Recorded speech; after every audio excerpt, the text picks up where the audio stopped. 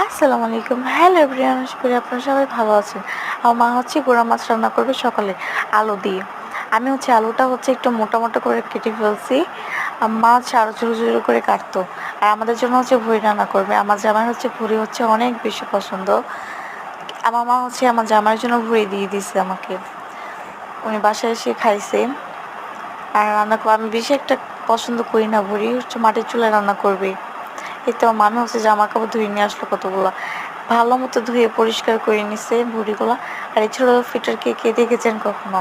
আমার বাবারটা সকালে অনেক জ্বর চলে এসেছে হঠাৎ করেই, তাই আমি বাবাকে একটু আদর করে দিচ্ছিলাম। আজকে খুবই শান্তশিষ্ট হয়ে আছে আমার ছেলেটা, যেহেতু শরীর ভালো না সেজন্য। যে তুত্তুর করে সারাদিনই চুপচাপ হয়ে আছে। আমাদের পাশের বাসা মামিদের বাড়ি, একটা মামিদের বাড়ি। তাদের বাসায় ছোটোখাটো অনেক গাছ আছে। জবা ফুলগুলো এত সুন্দর, মাশাআল্লাহ এত বড় বড়। তার সাথে আছে পেয়ারা গাছ।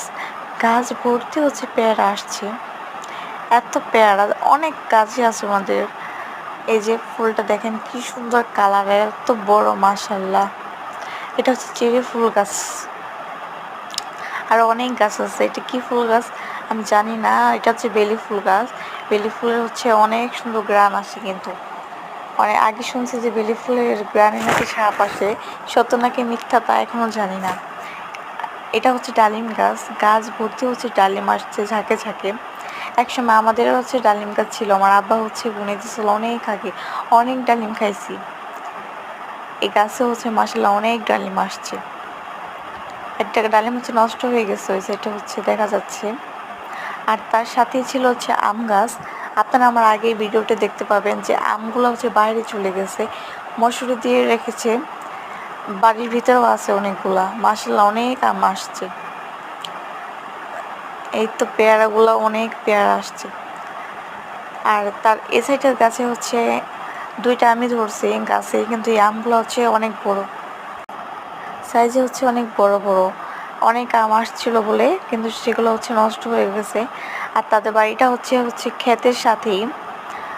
কি সুন্দর লাগছে না? আকাশটা অনেক সুন্দর আজকে, মাশাআল্লাহ। আর এটা সবেদা গাছ। সবেদা গাছে কিন্তু মাশাআল্লাহ অনেক সবেদা ফুল আসছে। আমার গাছগুলো অনেক বেশি পছন্দ। আমার কখনো বাড়ি হলে আমাদের কখনো বাড়ি হলে আমি অনেক গাছ দিয়ে ভরে ফেলবো। আমার অনেক শখ, ইনশাল্লাহ। এটা সাজনা গাছ, অনেক সাজনা ধরছে। তারপর বাসায় গুঁড়া মাছ দিয়ে ভুড়ি দিয়ে মজা করে খাইলাম। তারপর বাসায় চলে আসছিলাম। সবাই ভালো থাকবেন, সুস্থ থাকবেন।